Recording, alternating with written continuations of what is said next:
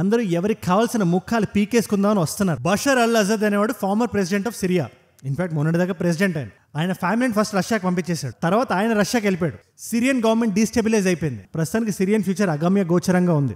ఏది ఎప్పుడు ఎక్కడికి వెళ్తాదో, ఏ ముక్క ఎవడు లాగేసుకుంటాడో ఎవ్వరికీ తెలియకుండా ఉంది. మీరు ఒక్కసారి ఆలోచించండి, మనం బ్రతుకుతున్న నేల ఏదైతే ఉందో, మన దేశం ఏదైతే ఉందో, దాని మ్యాప్ శతాబ్దానికో దశాబ్దానికో కాదు, గంటకు ఒకసారి మారితే మీరు ఎలా ఫీల్ అవుతారు?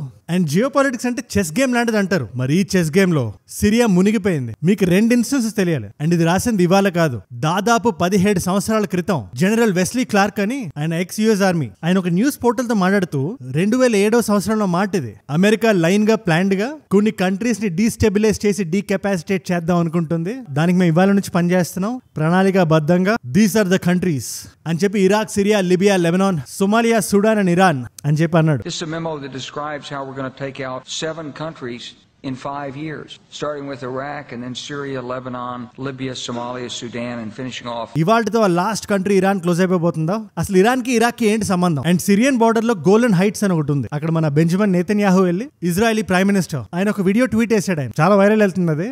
మేము 50 సంవత్సరాల క్రితం ట్రీటీ సైన్ చేసాం 1974 లో, సెపరేషన్ ఆఫ్ ఫోర్సెస్ యాక్ట్ అని. ఈ లైన్ ఇజ్రాయెల్ దాటకూడదని. ఇప్పుడు మరి బషర్ అల్ అసద్ పారిపోయాడు, ఏం చేయాలి? మాకు వేరే ఆప్షన్ లేదే, సర్లే దాటేస్తానులే అని చాలా కూల్ గా క్యూట్ గా క్యాజువల్ గా అంటున్నాడు ఆయన. This collapse is a direct result of our forceful action against Hezbollah and Iran, Assad's main supporters. It set off a chain reaction of all those who want to free themselves from this tyranny and its suppression. But it also means we have to take action against possible threats. One of them is the collapse of the Separation of Forces Agreement from 1974 between Israel and Syria. This agreement held for 50 years. ఈ Bashar al Asad ఎవరు? మొన్నటిదాకా Syrian president. ఇప్పుడే just ఈ video చేస్తున్నప్పుడు ఓ 24 hours gap లో former president అయిపోయాడు. Syria నుంచి Russia పారిపోయాడు విత్ ఫ్యామిలీ. అంటే ఫ్యామిలీని ముందు పంపించాడు అనుకోండి. ఈ గేమ్ లో టర్కీ ఉంది, ఇజ్రాయెల్ ఉంది, ఇరాన్ ఉంది, ఇన్ఫాక్ట్ రష్యా కూడా ఉంది. ఇన్ఫాక్ట్ ఈ గేమ్ లో అందరికన్నా పెద్ద లాస్ ఎవరు చూస్తున్నారంటే వ్లాదిమిర్ పుతిన్. సో ఈ జియో పాలిటిక్స్ మొత్తాన్ని మీకు క్లియర్ గా అందరికీ అర్థమయ్యే భాషలో ఎక్స్ప్లెయిన్ చేద్దాం అనుకుంటున్నాను. మీరు జాగ్రత్తగా వినండి. What is exactly happening with Syria? In fact ఇది మీలో ఒకళ్ళని అడిగింది ఎక్స్ప్లెయిన్ చేయమని. మీరు కామెంట్ రాసుంటే మీరు ఎవరో మీకు తెలుసు, మీరు అప్డేటెడ్ గా ఉంటున్నారు. క్రేజీ కొత్త వాళ్ళు ఎవరైనా వచ్చున్నా నా నుంచి ఇలాంటి వీడియో మీకు రోజుగా ఒకటి వస్తుంది. మీరు చేయాల్సింది ఏం లేదు, కింద కనబడే సబ్స్క్రైబ్ బటన్ నొక్కి పెట్టుకోండి. అండ్ వీడియో వచ్చి రాగానే చూసేయండి. 15 నిమిషాలు ఉంటుంది. అండ్ 2 నెలల తర్వాత వెనక్కి తిరిగి చూడండి. ఈ ఐఫోన్ లో సాఫ్ట్వేర్ అప్డేట్ అని వస్తుంది కదా, అలాగే మీ నాలెడ్జ్ కూడా అప్డేట్ అవుతుంది, అప్గ్రేడ్ అవుతుంది. సబ్స్క్రైబ్ చేశారుగా? వీడియోలోకి వెళ్దామా? సిరియా గురించి మాట్లాడేసుకుందామా? Let's go. ఫస్ట్ బేసిక్స్ నుంచి ఫండమెంటల్స్ నుంచి ఎక్స్ప్లెయిన్ చేస్తాం. సిరియన్ మ్యాప్ నుంచి స్టార్ట్ చేద్దాం. మీరు జనరల్ గా సిరియన్ మ్యాప్ చూస్తే మీకు ఏం కనబడుతుంది? వరల్డ్ మ్యాప్ లో this is a map, right? ఇంకొంచెం జూమింగ్ చేసి చూస్తే ఆ మ్యాప్ ని మనం పరిగణలోకి తీసుకోలేమని అర్థం అవుతుంది. ఎందుకంటే వరల్డ్ మ్యాప్ లో ఉండే సిరియా వేరు, సిరియన్ పొలిటికల్ మ్యాప్ వేరు. ఇప్పుడు ఈ మ్యాప్ ని ఒకసారి మీరు చూడండి. ఈ రెడ్ ఏరియా ఏదైతే ఉందో దీంట్లో డెమాస్కస్ కూడా ఉంది, సిరియన్ క్యాపిటల్. ఎక్కడెక్కడ నుంచో రకరకాల గ్రూప్స్, కింద నుంచి ఇజ్రాయెల్, పై నుంచి హయత్ తహీర్ అల్ షామ్, అటు నుంచి Syrian democratic party by Kurdish, ఇటు నుంచి యూరోప్, అటు నుంచి ఇరాన్, అందరూ ఎవరికి కావాల్సిన ముఖాలు పీకేసుకుందామని వస్తున్నారు. సో ఈ రెడ్ ఏరియా ఏదైతే ఉందో అక్కడే బషర్ అల్ అసద్ ఉండేవాడు. ఆయన మీద జనరల్లీ ఒక కంప్లైంట్ ఉంది, అక్కడ ఉండే మెజారిటీ ముస్లిమ్స్ ని పట్టించుకోవట్లేదని, మైనారిటీ క్రిస్టియన్స్ కి ఎక్కువ అవకాశాలు ఇస్తున్నాడని పైన వాళ్ళు చెప్తున్నారు. కానీ ఎవరైతే అటాక్స్ చేస్తున్నారో, ఎవరి వల్ల అయితే సిరియా న్యూస్ లో ఉందో వాళ్ళ పేరే హయత్ తహీర్ అల్ షామ్. ఇది అల్ ఖైదాకు ఒక బ్రాంచ్ లాంటిది సిరియాలో. ఇది గ్రీన్ ఏరియాలో ఉంది, జాగ్రత్తగా చూడండి. ఇది వాళ్ళు ఫస్ట్ పైనుంచి వచ్చి అలెపోన్ కబ్జా చేశారు, దాని తర్వాత హమాన్ కబ్జా చేసి డమస్కస్ వైపుగా వచ్చేసారు. దీన్ని లీడ్ చేస్తున్న వ్యక్తి పేరే అబూ మొహమ్మద్ అల్ జుల్వానీ. పేరు కొంచెం అటు ఇటు అయి ఉంటుంది. ఇతని గురించి ఇంట్రెస్టింగ్ ఫ్యాక్ట్ ఒకటి మనం మాట్లాడుకోవాలి. 2017 లో వాంటెడ్ పోస్టర్ చూడండి. ఇది యుఎస్ ఎంబసీ సిరియాలో పెట్టింది. వీడు ఉగ్రవాది, ఈయన ఎవరైనా లేపేస్తే $10 మిలియన్ మేము ఇస్తామని యుఎస్ ప్రకటించింది. ఇవాళ అదే యుఎస్ ఇతన్ని రెబెల్ లీడర్, ఇన్సర్జెంట్ కింగ్ అని చెప్పి రకరకాల న్యూస్ పేపర్లో రకరకాల ఆర్టికల్స్ రాస్తుంది. దాని అంతరార్థం ఏంటి తెలుసుకోవాలంటే మనం కొంచెం జూమింగ్ చేయాలి. ఎవరైతే ప్రెసిడెంట్ పారిపోయాడో బషర్ అల్ అసద్, ఎవరి గురించి అయితే వీళ్ళందరూ వస్తున్నారో, ఆయన pro Russia and pro Iran. In fact Iran వాళ్ళు మొన్న ప్రెస్ మీట్ లో ఇతను మా బెస్ట్ ఫ్రెండ్, ఏది ఏవైనా ఇతనికి మేము నిలబడతాం, జియో పాలిటిక్స్ అంటే ఫ్రెండ్షిప్, ఇరాన్ అంటే దోస్తి, దోస్త్ మేరా దోస్త్ అని చెప్పారు. కానీ వాళ్ళ అంతరార్థం ఇంకోటి ఉంది. ఫస్ట్ మనం ఇరాన్ గురించి మాట్లాడుకుందాం. ఇరాన్ కి ఇజ్రాయెల్ కి పడట్లేదు, వాళ్ళిద్దరికి యుద్ధం జరుగుతుంది. వాళ్ళు వార్ఫేర్ ఎలా చేస్తారు? ఈ వెపనరీ ఉంటది కదా, ఇజ్రాయెల్ వాళ్ళని లేపేయడానికి ఈ వెపనరీని లెబనాన్ పట్టుకెళ్ళాలి. అక్కడ హెజ్బుల్లా అనే గ్రూప్ ఉంది, అది కూడా ఒక ఉగ్రవాది గ్రూప్. అది దానికి ఎలా తరలిస్తారు? డైరెక్ట్ గా పంపిలేరు కదా, ఎందుకంటే ఇజ్రాయెల్ నిఘా ఎప్పుడు లెబనాన్ మీద ఉంటుంది. మొన్న పేజర్ అటాక్స్ కూడా చూసాను, దాని మీద ఒక వీడియో కూడా చేశాను. మధ్యాహ్నం 3:30కి ఒకేసారి ఐకమత్యంతో ప్లాన్డ్ గా ఎవరో స్క్రీన్ ప్లేన్ రాసి బాగా సెట్ చేసినట్టు 5,000 పేజర్లు ఒకేసారి పేలే. 5,000 పేజెస్ ఒకేసారి ఎలా పేలుతాయని డౌట్ వచ్చి దాంట్లో కొంచెం జూమ్ చేసి సో డైరెక్ట్ గా లెబనాన్ లో సరుకు దింపకుండా వీళ్ళు తీసుకెళ్లి సిరియాలో దింపుతారు. వాళ్ళ దగ్గర ఉండే ఫ్రెండ్షిప్ వల్ల. అక్కడ హెజ్బుల్లా 4400 అనే గ్రూప్ డిఫరెంట్ ట్రాక్స్ ద్వారా వయా రోడ్ అండ్ రైల్వే ఈ వెపన్స్ ని లెబనాన్ లోకి తరలిస్తుంది. ఇన్ఫాక్ట్ ఇజ్రాయెల్ లో చాలా ఎయిర్ స్ట్రైక్స్ కూడా చేశారు సిరియా మీద ఇది ఆపడానికి. ఇది ఎవరి వల్ల పాసిబుల్ అవుతుంది?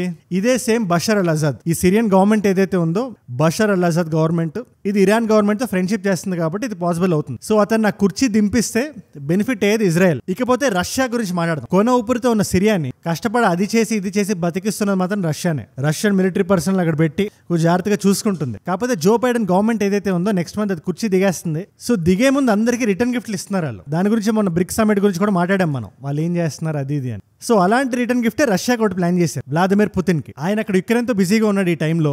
ఎవరేం చేసినా ఆయన కదలలేడు మెదలలేడు. అలాంటి టైంలో సిరియాని డీకెపాసిటేట్ చేస్తే ఫండమెంటల్స్ నుంచి కూల్ చేస్తే రష్యన్ స్ట్రాంగ్ హోల్డ్ ఒకటి తప్పుకున్నట్టు అయిపోతుంది. కానీ మనందరికీ తెలిసినట్టే యుఎస్ అందరికి బిగ్ డాడీ అలా అని చెప్పి ఏది డైరెక్ట్ గా చేయదు. సో ఇక్కడ యుఎస్ పెట్టుకున్న బినామీయే టర్కీ. పాకిస్తాన్ తలెత్తి చూసే అదే టర్కీ. ఈ టర్కీ పెట్టిన గ్రూప్సే ఈ నార్దర్న్ సిరియాలో రకరకాల ఎక్స్ట్రీమిస్ట్ గ్రూప్స్ లా తయారై ఈ బషర్ అల్ అసద్ ని అక్కడి నుంచి పారిపోయేలా చేశాయి. సో చిన్న రీక్యాప్ ఇస్తున్నా.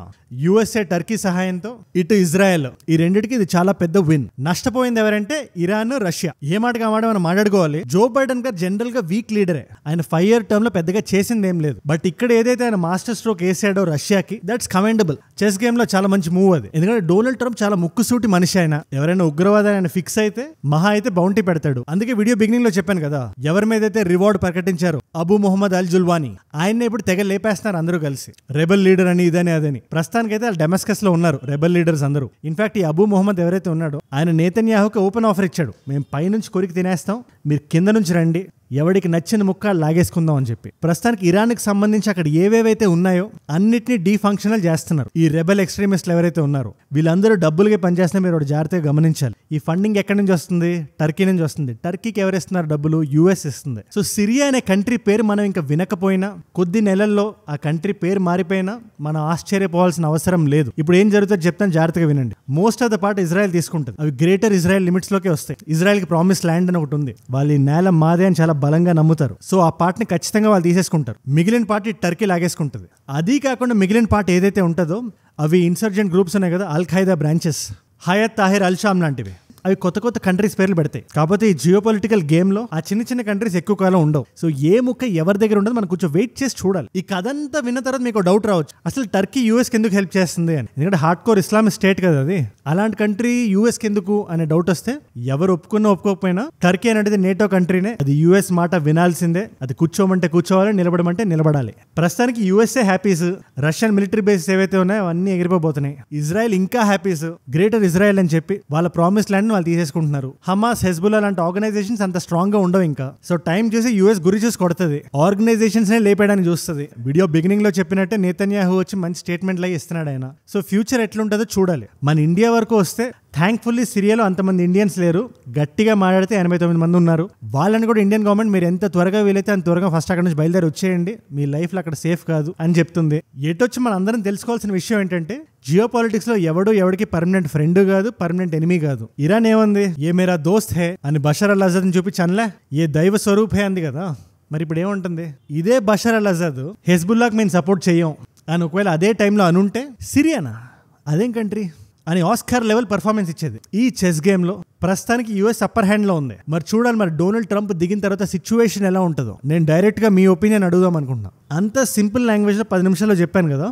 మీ అండర్స్టాండింగ్ ప్రకారం సిరియా ఫ్యూచర్ ఏంటి? ఈ ఎంటైర్ గేమ్ లో థ్యాంక్ఫుల్ ఇండియా లేదు. ఇండియా చాలా తెలివిగా డిస్టెన్స్ నుంచి చూస్తుంది. కాకపోతే ఈ సిచ్యువేషన్ నుంచి ఇండియా ఏం నేర్చుకోవాలి అది నాకు కింద కామెంట్స్ రాయండి. ఎందుకంటే ఏజుడ్ అంటే నా ఒక్కడి గొంతు కాదు కదా, మీ గొంతు కూడా కలిస్తేనే ఏజుడ్. ఆల్సో నేను ఏమైనా మిస్ అయ్యానా? మీరు కానీ జియో పొలిటిక్స్ ఫాలో అవుతుంటే, if you're an adherent follower of all this stuff, నేను మిస్ అయిన పాయింట్ ఏమైనా అది కామెంట్స్ రాయండి. ఖచ్చితంగా నేను కూడా నేర్చుకుందాం అనుకుంటున్నాను. ఎందుకంటే నేను కూడా ఐఎమ్ కాన్స్టెంట్ స్టూడెంట్ అని నేను బిలీవ్ చేస్తాను. Let me no. అండ్ మీరు ఇక్కడ వరకు నా వీడియోలో వచ్చారంటే నా వీడియోస్ మిమ్మల్ని ఆకట్టుకుంటున్నాయి అండ్ ఒక వాల్యూ పొందుతున్నారు. Thank you so much for that. ఇలాంటి వీడియోసే మీ ముందు పెట్టడానికి, ఇంకా కష్టపడడానికి, ప్రాణం పెట్టి పనిచేయడానికి మీరు ఇస్తున్న ఈ వాచ్ టైమ్ అండ్ రిటెన్షన్ ఏదైతే ఉందో, మీరు మన వీడియోస్ కి ఇస్తున్న డిస్ట్రిబ్యూషన్ ఏదైతే ఉందో, I will for ever B indebted. మీకు జీవితాంతం రుణపడి ఉంటా. అండ్ ఖచ్చితంగా నా సాయశక్తుల ప్రయత్నించి రోజు ఒక 10 నిమిషాల వీడియో మీ ముందు పెడతా. మీరు చేయాల్సింది ఏం లేదు, కింద కనబడే సబ్స్క్రైబ్ బటన్ నొక్కి పెట్టుకోండి. సబ్స్క్రైబ్ చేశారుగా? అండ్ మర్చిపోయా, నాతో ఏదైనా మాట్లాడదాం అనుకున్నా ఏదైనా వీడియో ఐడియా టాపిక్ ఇద్దామనుకున్నా Instagram is the way to go.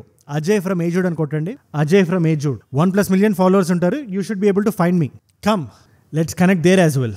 And 2 complimentary videos పెడుతున్నాను. ఒకటి ఇదే జియో పాలిటిక్స్ డొమైన్లో ఇండియాకి యూఎస్కి జరుగుతున్న ఒక చిన్న ఫైట్ మీద ఒక వీడియో చేశాను నేను. ఆ పర్టికులర్ వీడియో ఇక్కడ ఉంది. అండ్ రీసెంట్గా జరిగిన సంధ్యా థియేటర్ ఇన్సిడెంట్ ఏదైతే ఉందో దాని మీద నేను క్రిస్టల్ క్లియర్ వీడియో చేశాను. ఎవరైనా వీడియో మిస్ అయ్యి ఉంటే ఖచ్చితంగా చూడండి. పుష్ప 2కి సంబంధించి ప్రీమియర్ షో అది జరిగింది. ఆ టైంలో జరిగిన ఇన్సిడెంట్కి సంబంధించి మీకు ఏ వీడియో ఇంట్రెస్ట్ ఉంటే ఆ వీడియో చూడండి. అండ్ నేను మిమ్మల్ని మళ్ళీ రేపు కలుస్తా. మనందరం కలిసి ఎదగాలి, కలిసి పెరగాలి. Let us all rise together. Rise above unplanned attacks. Rise above selfishness. Rise above hate. ఏజూడ్ అంటే మనం. జై హింద్, జై భారత్, జై ఆంజనేయ.